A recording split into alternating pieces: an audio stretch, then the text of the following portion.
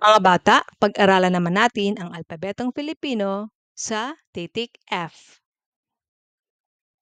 Ang titik F ay kumakatawan sa tunog na V, tulad ng tunog sa salitang football. Paano gawin ang tunog? Upang mabuo ang tunog na V, ilagay ang dulo ng iyong pangitaas na mga ngipin sa ibabaw ng iyong ibabang labi. Pagkatapos, palabasin ang hangin mula sa iyong bibig habang pinananatili ang posisyon ng iyong labi at ngipin. Maari mong pahabain ang tunog na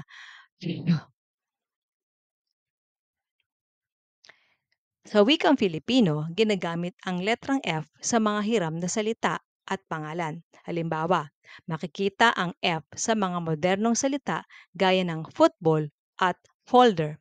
Karaniwan din itong ginagamit sa mga pangalan ng tao at lugar, gaya ng Felisa, Filemon, at Fort Santiago.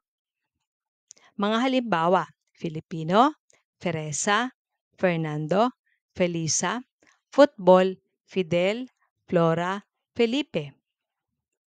Paano magsulat nito? Ang letrang F ay tumutukoy sa tunog na F. F.